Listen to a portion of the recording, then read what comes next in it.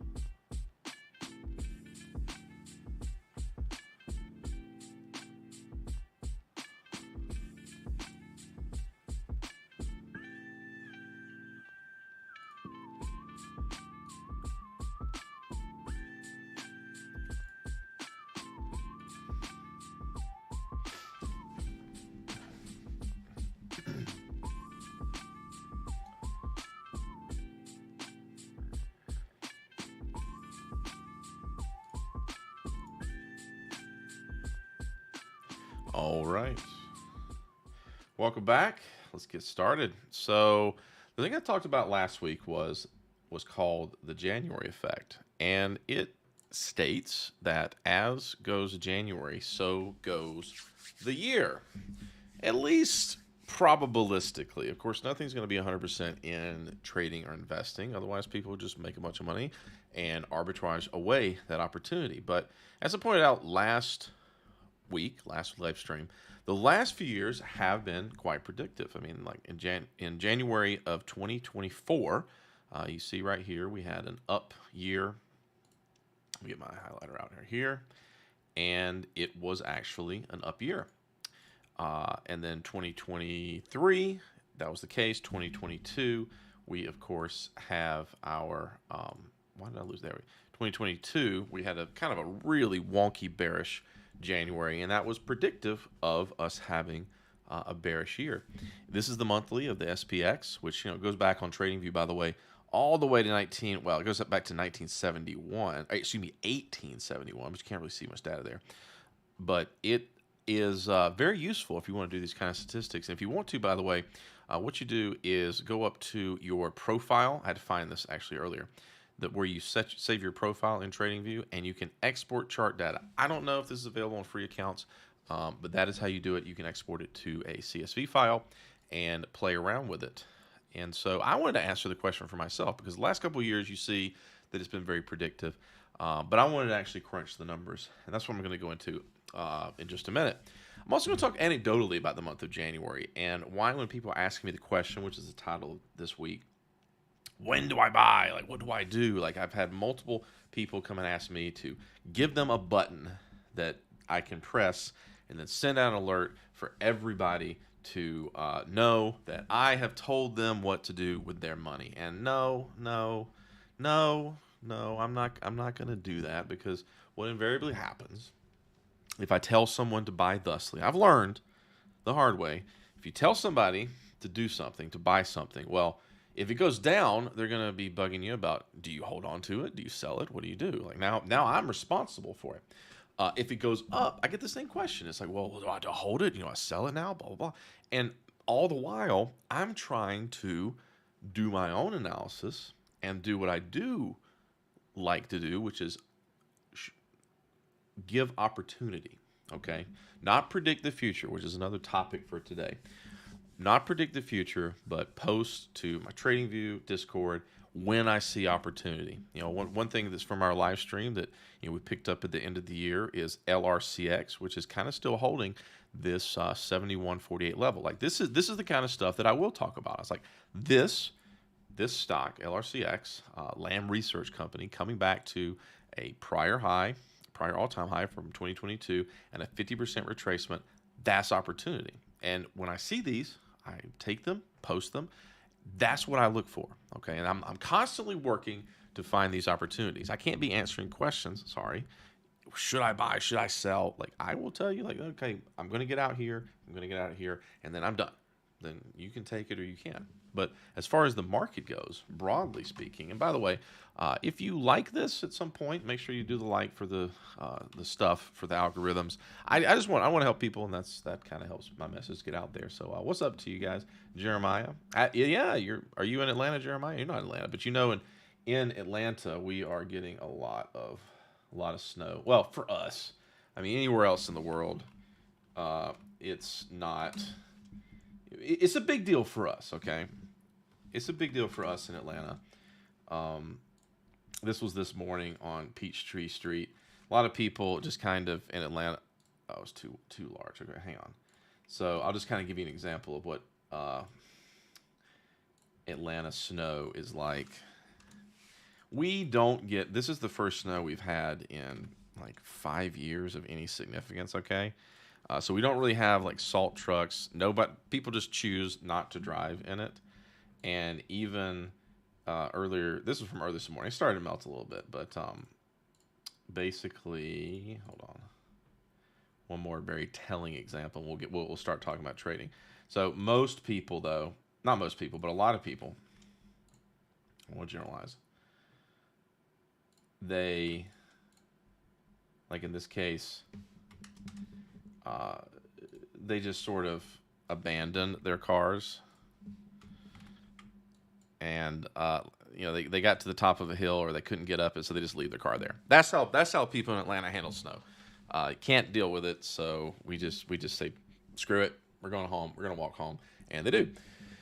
But yeah, it's fun. It's fun for us to get out there and make snowmen and that kind of stuff. One thing that a friend of mine sent me. Let me share this while I'm going to talk about trading, I promise. But this is just kind of a fun day today. Where is it? A friend of mine sent me this.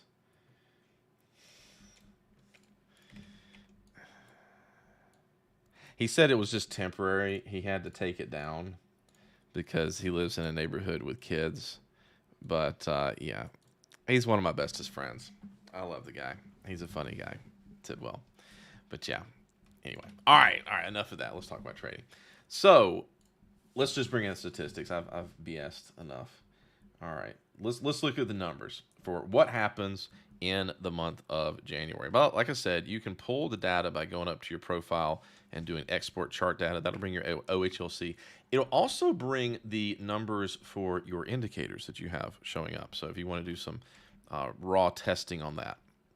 And so essentially, we'll go back. I went back to 1928 with the data. That's what we have pretty good data for in the SPX. And that's 97 years that we're looking at. And out of the 97 years, where the way that January went, in other words, if January was bullish, it predicted that the year would be bullish, or if the January was bearish, it would predict that the year would be bearish about 68% of the time. That's going back almost 100 years. If we do since 1980, a little more the modern era, 66.67, we're at about 2 out of 3 times it's predictive. Now, this is either way, okay? So I was curious to know, is it more predictive about it being bullish, bearish? And so bullish is a little bit more predictive, about 70%, but we're not dealing with big numbers here, so it's margin of error kind of time that we got to worry about. And then since 1980, again, 2 out of 3 times. So that's what we're going to say. The way January goes, you have a 2 out of 3 chance, better than a coin flip, that's how the year is going to go. And so what I've been urging people for is patience in this January. And so far you're getting paid off for patience. I was out shoveling today with my neighbor who said, he got really antsy about having a bunch of cash there towards the end of the year in October. And so he started buying stuff. I didn't really talk about what he bought, but started buying stuff in about October, right? And then you had the Trump bump, we can call it. And it's kind of looking like a buy the rumor, sell the news kind of thing. Like everyone got excited that maybe Trump is going to be friendly to business. Trump is going to buy a bunch of Bitcoin for the strategic reserve. And now people are kind of like, okay, well, we don't know what he's going to do. This is kind of the sentiment it feels like to me, where everyone got excited. That's what the market does. Rallies it up. I mean, it's right there. November the 5th. November the 5th is, again, the SPX, from the close to the open was even just 1%. You had like almost a 2% day, almost a 5% week going up. And now we're back to where October is. And me personally, I'll talk about me personally. I have a 401k that I rolled over, which I happened to do back in October. There was some confusion because, by the way, check your 401ks, guys. It's one of those kind of like little nuance issues about investing that everyone will tell you because it's like nice, easy boilerplate stuff. But look at your fees. I kind of neglected it because I figured, I'm not going to be retired for a long time. But I went and looked at the 401k I had for my old employer, and they had me in these mutual funds, and I was paying almost 2% per year in fees. So if the market went up, 20% like it had, I was only making 18%. Of course, that difference compounds over time. And I was like, what?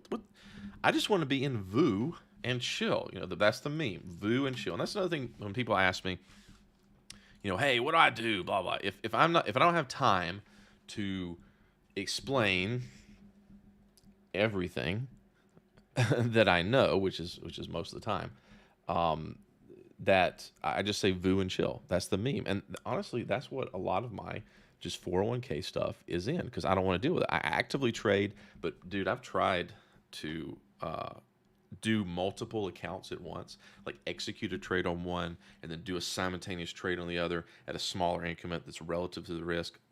And I end up forgetting to put it in one, forgetting to put it in my main account, forgetting to set my exits or remember to go back and just don't do it. So I have my trading and I have my long-term kind of holding, non-tax advantaged, and then I have my tax advantaged IRAs and stuff like that.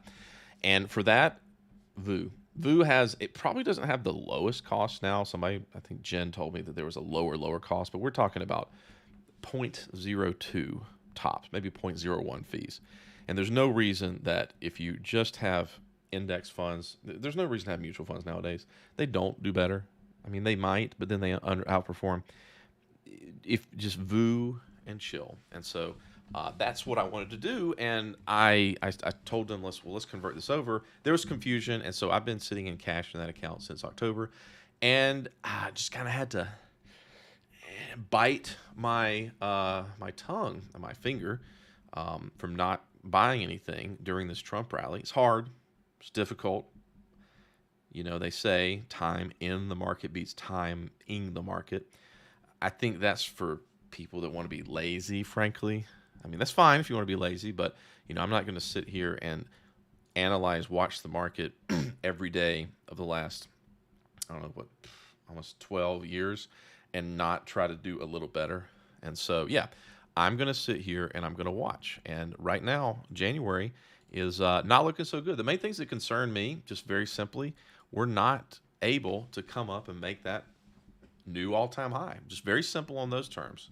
And underneath us, we've got, and by the way, guys, if you guys questions or symbols to look at in the last half, I've got a goal that I'm going to try to keep this under the hour because people I think either the algorithm likes that or people see over an hour and they're like, I don't want to watch that. So I want to keep it under an hour. So let's get it in. Get in your symbols if you want to talk to. Good to see everybody in here today. A lot of familiar faces and that kind of stuff. But yeah, so the levels that I'm looking at, and this is for SPY. ES was the S&P 500 futures. They have their own thing, but 570. This is from my thumbnail today. 570 is really the volume profile level for this whole rally going back to August. August was our last major sell-off. Okay. The other thing that I make people remember when it comes to the statistics of the market is that any given year, statistically, you're going to get 2 to 3, 5 to 10% pullbacks. Yeah, I know that's a broad range, but that sets the right expectation for people. And one of the reasons that I got asked multiple times, you know, are you buying this dip from, you know, December 6th down to here, was no, because it's only on the SPY a 4.62% pullback. Again, these are just rule. These are, I would say this is a rule for me now. I would say it's a guideline, but we'll say it's a rule. And ultimately, rules don't help you predict the future. They help you make rational decisions based on if, then, do this, or don't do this. And again, that second pullback, 4.69, we're not getting that 5 to 10% range that you would expect in a real stock market pullback that's worth buying. Like the August one, 9.71%. It's inside that 10% range. The one we had back in March through April, that was the one where I actually did my IRA deployments for the year. I know it's a little bit late, but I mean, it basically took you back to where the February was. That was a 5.7. So again, we're inside that range. So any given year, you're going to get 2 to 3 of these. And those are what you want to look for. So now, even though this kind of came within the crossing of 2 years, that 570 volume profile level of the rally since August, that puts us at about 6.2%. That's what I'm looking for. Then, of course, we have the 50% level, which is going to be at 560, let's call it. That's at the 7%, all within that range. Get people a little scared. I want to start reading some articles on social media and Zero Hedge about fear and not blood in the streets, blah, blah, blah, blah. Yeah, sure. Well, look, but blood in the streets is a great one. But I want to see people starting to panic a little bit about the prospects of the year. Even though if we get a bearish January in total, that could bode poorly for the year as a whole. But we're going to wait and see. And another reason I'm able to kind of sit back and do nothing as a trader is because I've really hurt myself in January's. January is the month, okay? The next month is December. The first start of the year and the end of the year makes a lot of sense if you think about people who are, making their decisions on the front end and on the back end. I have dug myself into such a hole in a few Januaries early on, and maybe hell even midway through my trading career. And like 2018 was the most recent one where I really messed myself up. That's COVID. That was So this was basically January of 2018. These things stick in your mind. January of 2018 started at. Let me just show you what the damn thing looked like in perspective. So this is coming off this giant freaking rally we've had since the first time Trump got elected in 2016. So from November of 2016 all the way up through January of 2018, you just had nothing but up and to the freaking right. And then going into the month of January, you just had the up and to the right accelerating. This would make me very concerned. This kind of stuff really makes me on edge. I don't like to see this, because if something goes up this quick, it's going to do something like this, which is going into the last few days of, started kind of weakening in January, but you had this massive sell-off. This, I think, if I recall correctly, was the Volocast or Volpocalypse or whatever, where there was a lot of people that were betting that volatility would never go down. They had a lot of products based around volatility staying in a very narrow low band because the market just kept going up. And then the Fed came in and insinuated, they didn't do it, but they insinuated they might raise rates, and that just crashed the market. And of course, I wasn't super long, but I mean, if you come into something like this, what are you going to be? You're going to be long. And that hurt. And so the rest of the year then turned into this kind of a nightmare, trying to figure out there's no trends. It's just the market broadly, but everything's going to follow. There's opportunities in here, but right around toward the end of the year, when it failed to really make a positive, kind of high, around October, I started. Now I was doing a lot of options then. I don't mean weekly options. I was doing sort of 3-month out options, and volatility was still low. And I found several, like on this October had a big dip, and I'm like, okay, this is interesting.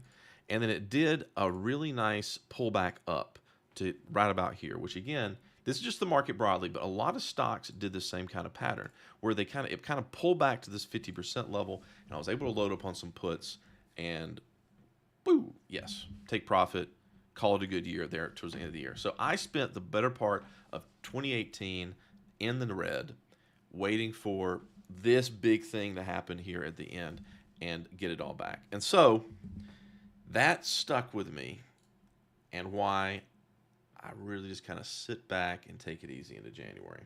So that's my anecdote I wanted to kind of share with you guys. Yeah, all right, we'll look at some symbols here in just a bit.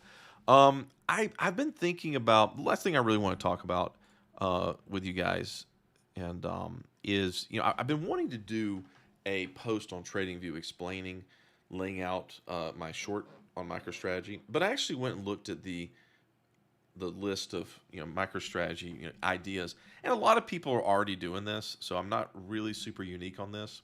But I do want to kind of share with you guys the emotion.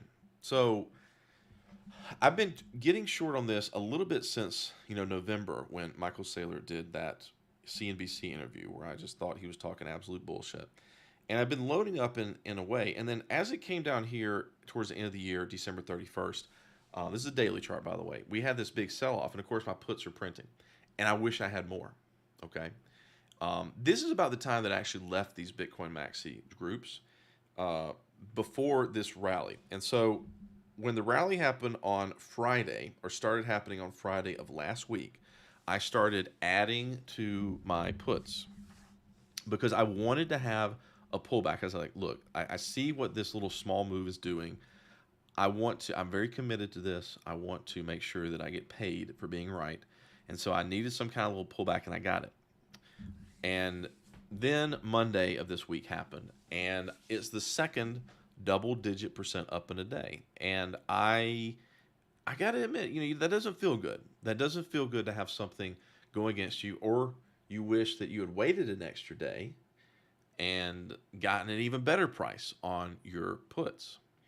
But then, of course, Bitcoin got back under 100K, and here we sit at about the equilibrium, which is incidentally right back at this 50% level. Kind of broke below it, went above it. It's the 50% of the 50% of the 50%. It's just kind of caught. So now I wait. And we see. But I did what I needed to do, but it felt kind of uncomfortable. And I'm going to say something about that. The best trades that I've made, the best positions I've been in, have been doing something that felt uncomfortable. Not stupid, but uncomfortable.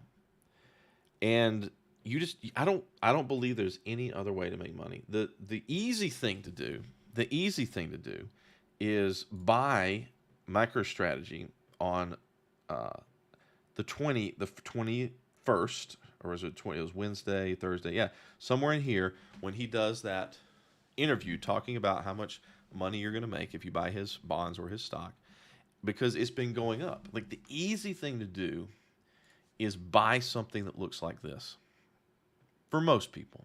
And what you want to do, what you as a trader investor want to do is take yourself out of that mindset. I've fielded so many people that want to know when I think they should buy Palantir.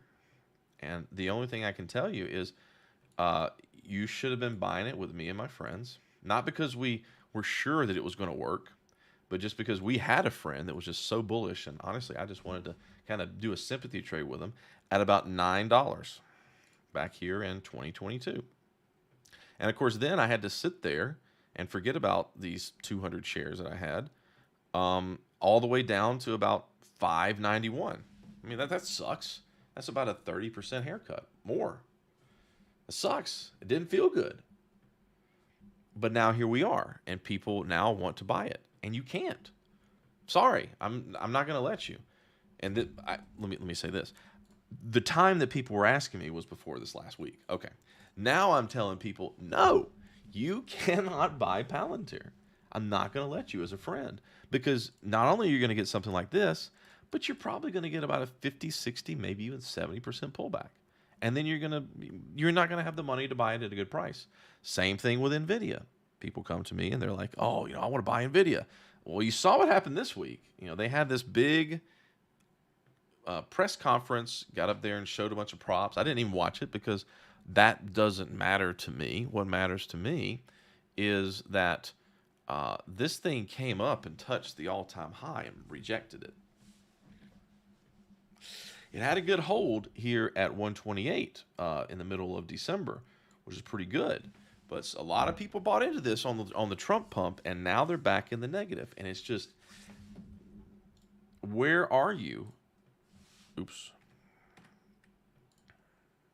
I didn't want to do. I don't know what I did. Oops. Okay. Oh, damn it. All right, I'll figure that out later. No. Okay. Anyway, fine. That takes away my watch list. Got myself distracted. All right. Where are you in the cycle of NVIDIA? Well, you're pretty damn high. And I'm not one that talks about stock is cheap, stock is expensive. It's just, you can't buy something that looks like this. You just can't. Okay. You can buy something that looks like Intel. Man, they're getting wrecked. You can buy something like LRCX that comes back pretty deep like that.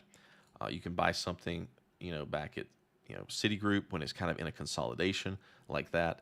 But you cannot let yourself buy something that looks like this. You just can't. Now, you can say, Norak, well, what if it does this? What if I buy it here and then, it can go up? No, I'll tell you something. You probably didn't find it at that price. You probably looked at it like most people would, and you would say, "Oh, yeah, well, this is coming up to a high. It's surely going to stop there." And sure enough, it did. And if you're really clever enough, then I'm not going to be mad at you if you play a breakout like a good trader and you say like, "Okay, I'm going to buy it at 45 and then maybe put a stop below 40 and then we're going to see what happens." You can do that. But absent any kind of price action where you can wrap some rules and risk management around it, what you're going to end up doing is being an amateur trader. And I'm hoping to stop talking about you. I'm talking about the people that really need to hear this. You're going to end up buying it here, sitting through, what is this, about a double-digit percent drawdown, and you're going to let it come down here. You're going to be about 50% down, and you're going to let it come back in this range, and you're not going to know what to do. And I call that the valley of risk, where anything you do is going to be wrong because now you are a part of the emotion of the market. And if you sell it, it's going to rocket. If you hold on to it, it's just going to keep on grinding into you. And you can't go back in time and buy it, but you just have to remember that the time to get something is when it looks like shit, people don't want it, and it's uncomfortable. And it's also small enough so that you don't care. That I'm regretful that I only have a few hundred shares, 200 shares. I'm regretful. Like I wish I had 2,000, of course, but having that small amount at that lower price meant that I didn't worry about it too much. And now I can just kind of sit back on this 10% pullback and be like, well, I'm still up 600%. You got to look for these things. And that kind of goes with Bitcoin too. I mean, everybody's going to be telling you because they want you to buy Bitcoin and save them from, this very annoying chop that they're getting into, that Bitcoin is cheap. It's going to 1 million. Where are you in the cycle that started back in January 2023? You're 2 years into this bull trend. How long do these things last? Statistically, now to at some point in this year is going to be the top. And most people are kind of aware of this. How much more are you going to get before you see the next 70 to 80% correction on Bitcoin? You got to ask yourself these questions when you're reading people talking on Twitter about what they hope to happen, trying to tell you as if they know it. So be careful. All right, let's look at the symbols. Let's look at Pepsi and ARK. ARK, what is Kathy doing? I haven't heard from Kathy in a long time. See, I like this. I like it when people bring to me things where it's going down, because then I can say, okay, now we've got something going on here. All right. So it's troublesome because if you would have asked me last week as it was approaching 149, I would have said you're coming up on the COVID low to all-time high 50%, but this is a very, very bearish week, and it busted down below it. Let's see if we got some volume profile here in this range. It's probably going to be in this range right here. So it's very likely going to come back down and try to find 137.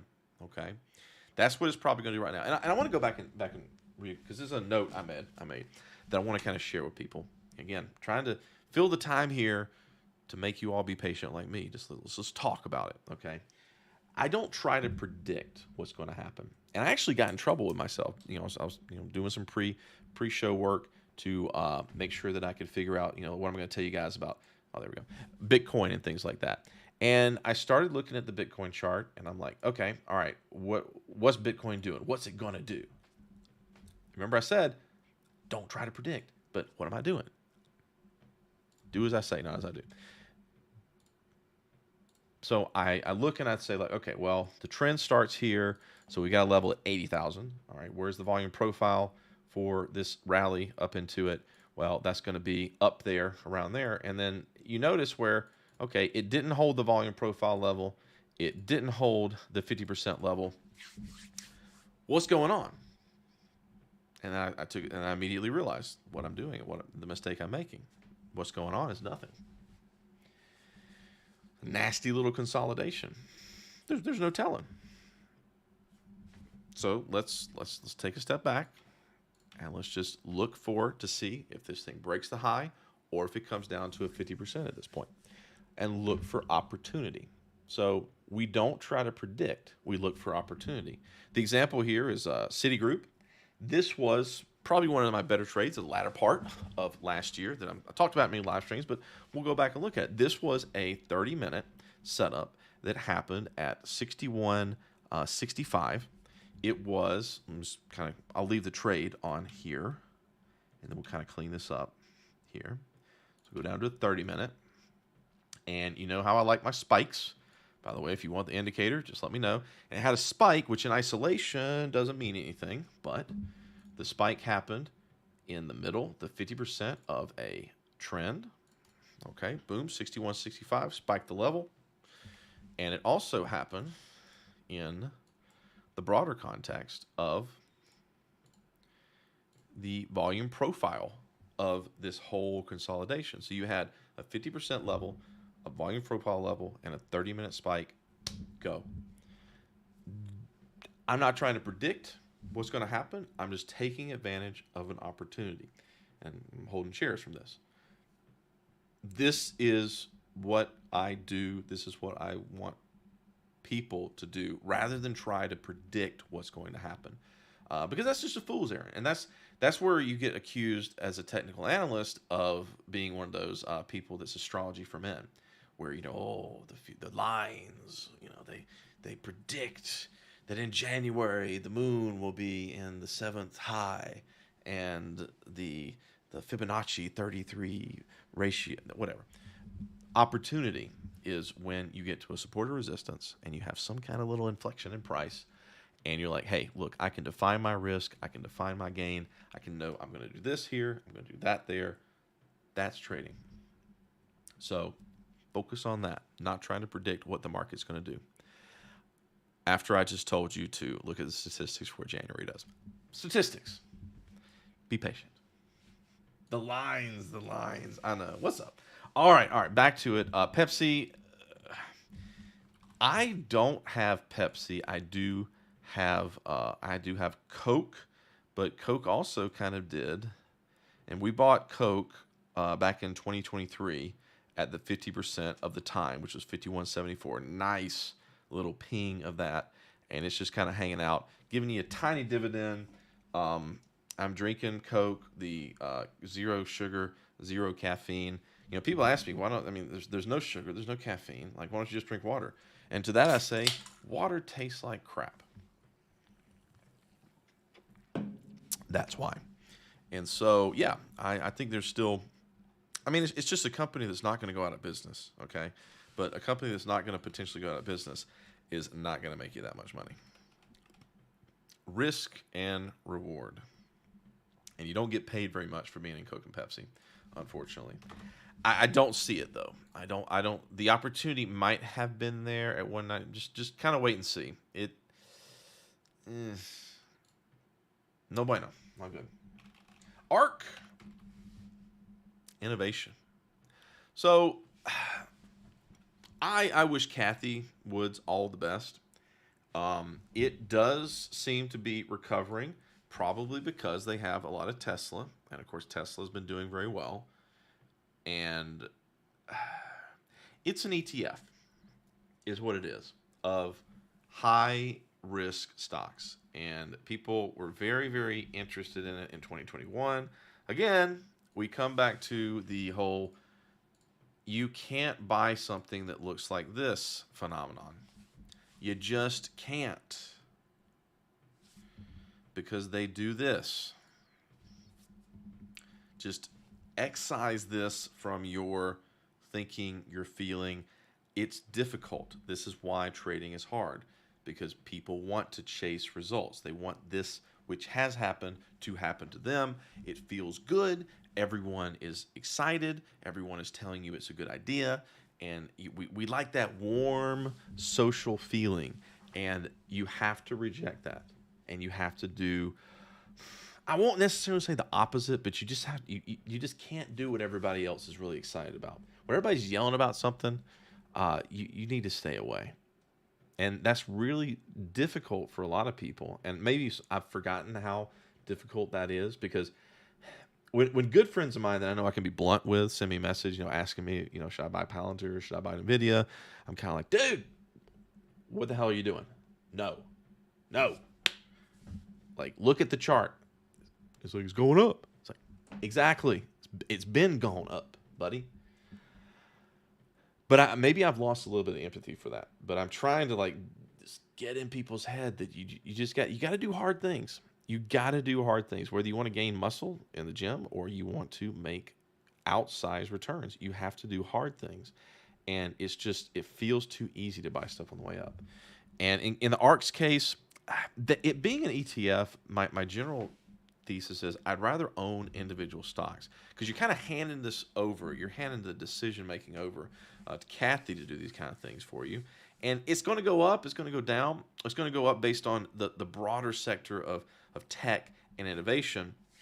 And that's just a very hard question. And I don't try to chart ETFs, by the way, because they're not really driven by singular emotional sentiment around like products. Like a company will have a culture, a company will have products, a company will have it'll exist inside of a single market.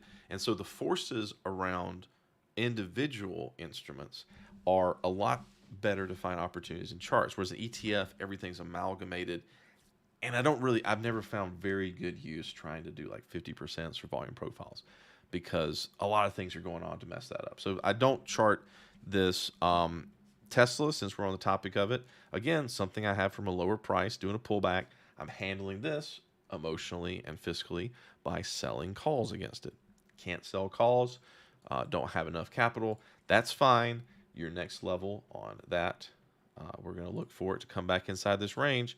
And you're not going to look at this thing until it gets into the low 300s. You're just not. Then we can talk about it, but you got to let this play out.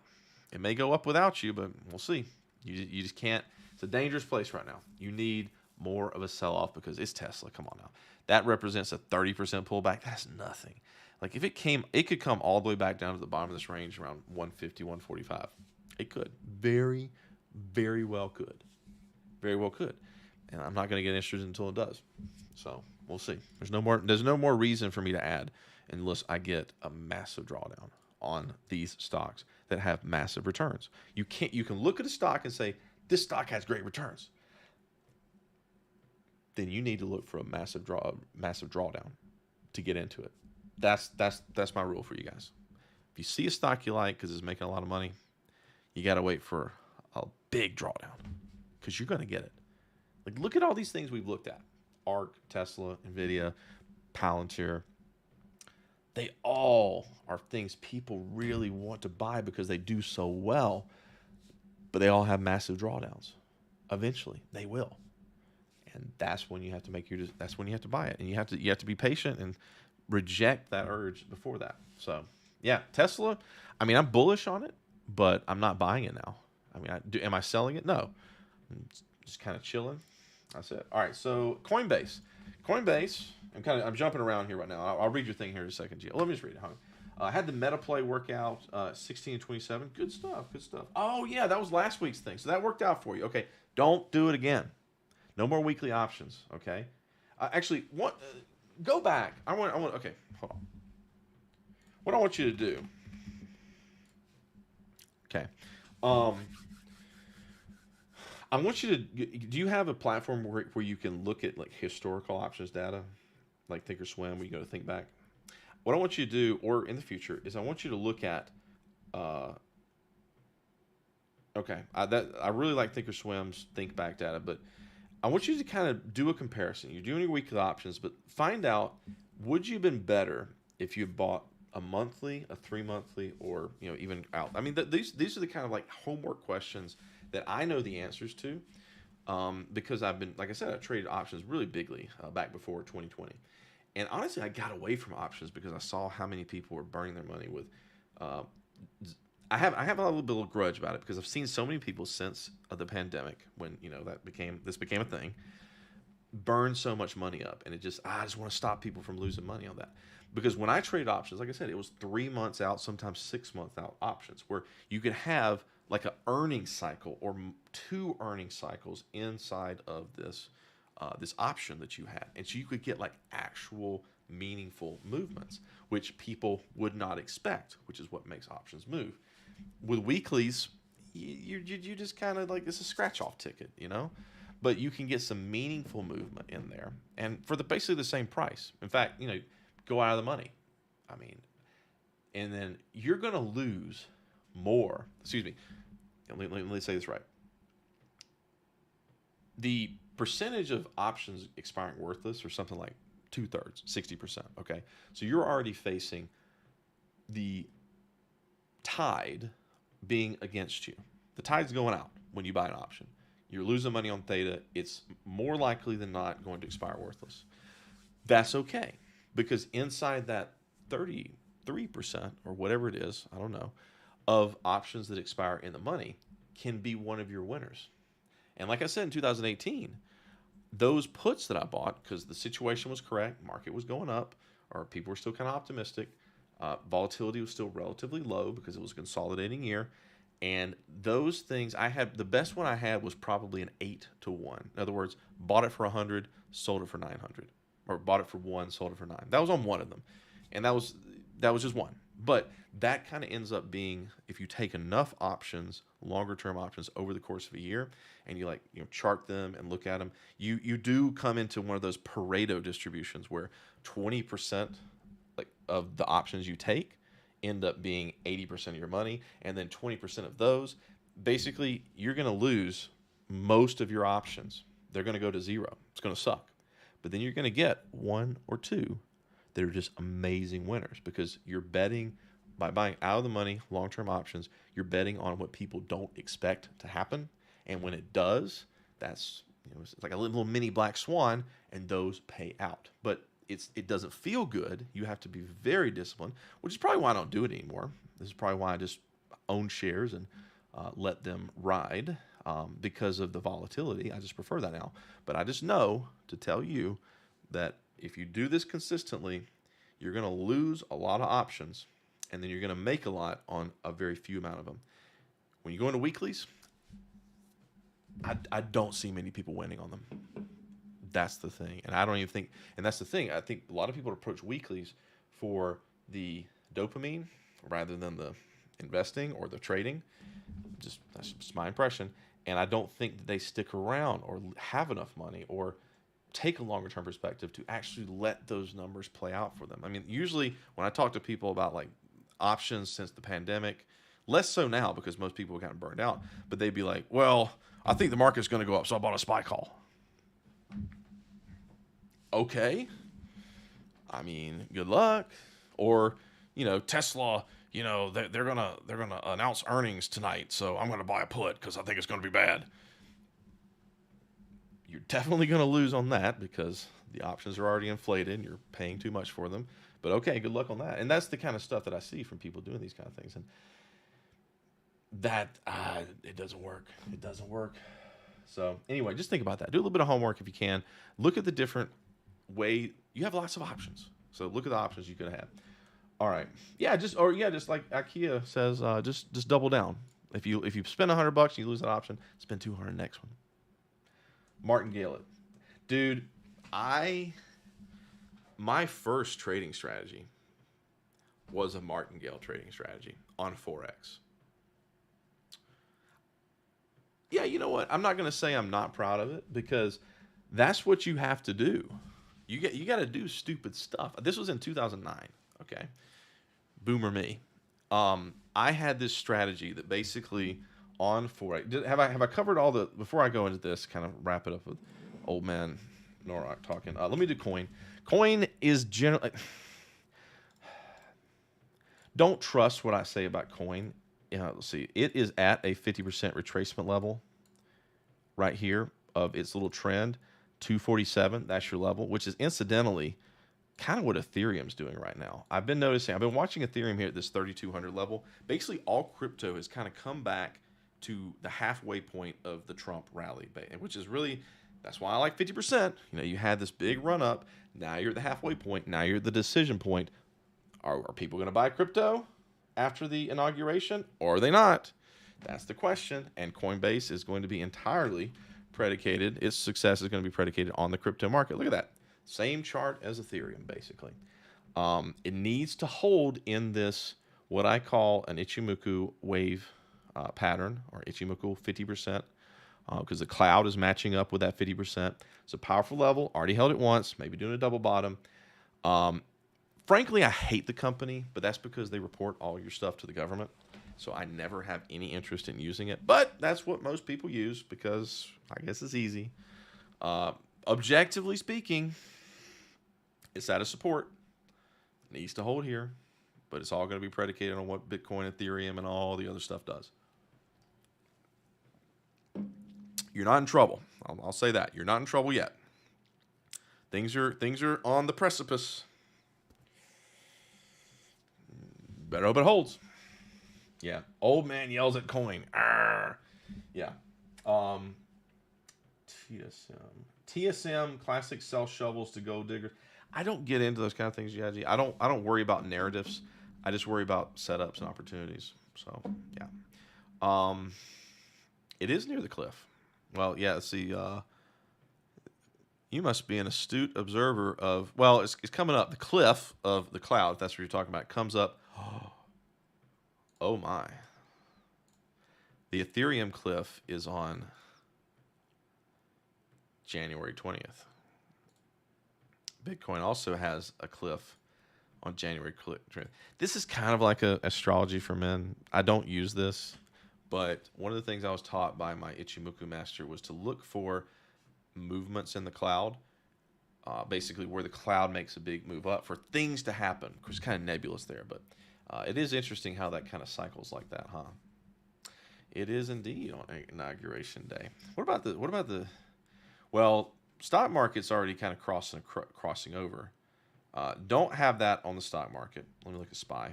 Yeah, nothing really happened there, but crypto, yeah. Interesting. I guess if Trump says something during the inauguration about the Bitcoin Strategic Reserve, yeah, that'll be the catalyst. Maybe we'll see. We'll see. That is, we got one more live stream before that happens. But just to your point, I'm gonna wrap it up on here.